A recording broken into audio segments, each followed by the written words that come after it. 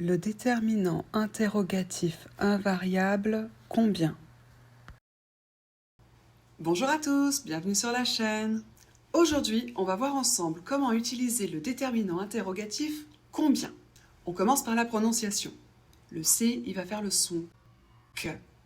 O et M, quand c'est suivi par un B, ça se prononce on. On prononce le B et IEN, ça fait yin. Ça fait combien. Maintenant que vous savez le prononcer, à quoi il sert? On l'utilise pour connaître une quantité de quelque chose. Donc ça peut être une quantité d'objets, ça peut être une quantité mesurable avec un système de mesure comme les mètres, les grammes, ça peut être aussi une quantité de temps en jours, en heures, etc. C'est vaste, tout ce qui peut être en quantité.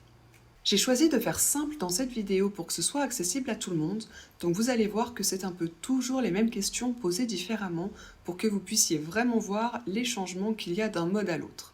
Normalement, combien va toujours avec la préposition de. Combien de plus la chose. C'est-à-dire, si vous cherchez par exemple un nombre de jours, combien de jours? Ou si vous cherchez un nombre de centimètres, combien de centimètres? Attention avec la préposition de. Si le mot suivant commence par une voyelle ou par un H, on va faire l'élision. Donc on va couper le E, le remplacer par un apostrophe, juste prononcer le D et directement continuer avec le mot qui suit. Ici aussi, on retrouve le mode formel et le mode informel. Je vous propose de commencer par les questions formelles avec combien. Pour commencer, dans les questions formelles, il faut savoir qu'on va inverser le verbe et son pronom et les relier par un trait d'union.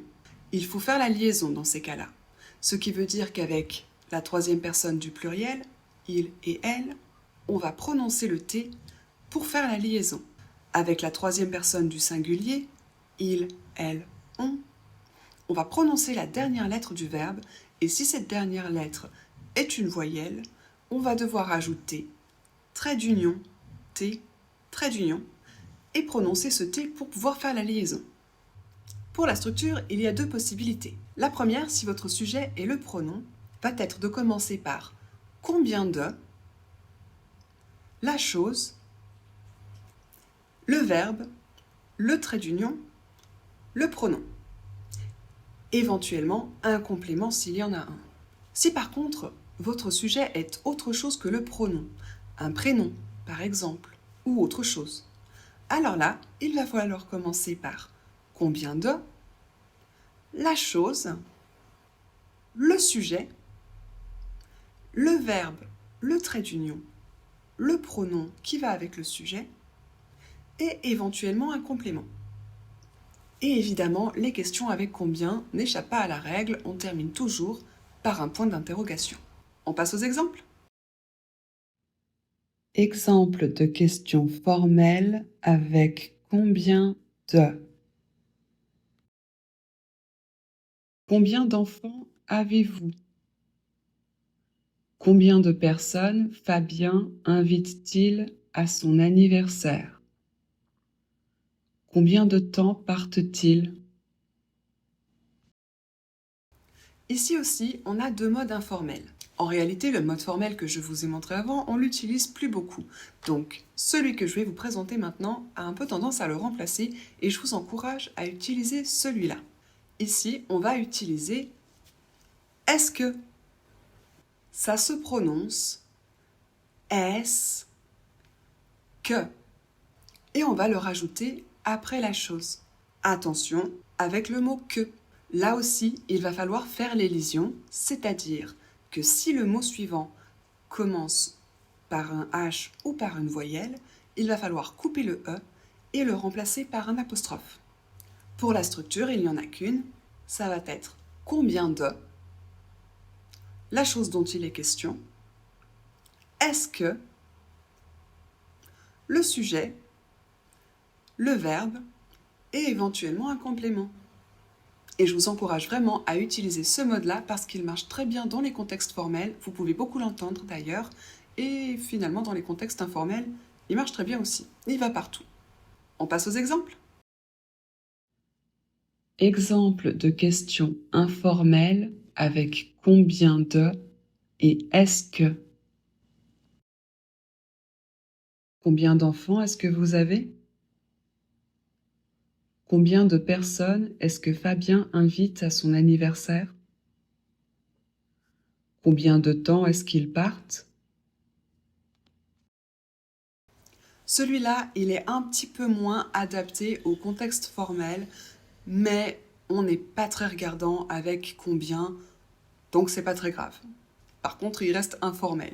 On est un petit peu plus libre au niveau de la structure, il y en a deux possibles. Vous pouvez placer combien de suivi de la chose dont il est question au début ou après les verbes. La première va être tout simplement de commencer par combien de, la chose dont il est question, le sujet, le verbe et éventuellement le complément s'il y en a un. Pour la deuxième structure, on commence par le sujet, le verbe, combien de plus la chose et éventuellement on ajoute un complément s'il y en a un. On passe aux exemples. Exemple de questions informelles avec combien de. Combien d'enfants vous avez? Vous avez combien d'enfants? Combien de personnes Fabien invite à son anniversaire? Fabien invite combien de personnes à son anniversaire? Combien de temps ils partent? Ils partent combien de temps? Maintenant que vous connaissez tous les modes, il y a des situations dans lesquelles on n'est pas obligé de rajouter de. Et on va se contenter de mettre combien pour poser la question. En général, c'est quand on sait exactement de quoi est-ce qu'on parle et que c'est quantifiable avec un système de mesure. Dans ces cas-là, la structure reste la même pour les trois modes et il suffit juste de retirer de et la chose dont il est question. Je vous ai mis des exemples des trois modes sur la même slide parce que finalement, c'est très simple. On passe aux exemples. Exemple de question avec combien sans la préposition de. Exemple formel. Combien cette maison vaut-elle? Exemple informel. Combien est-ce que tu pèses? Autre exemple informel. Combien ça coûte? Ça coûte combien?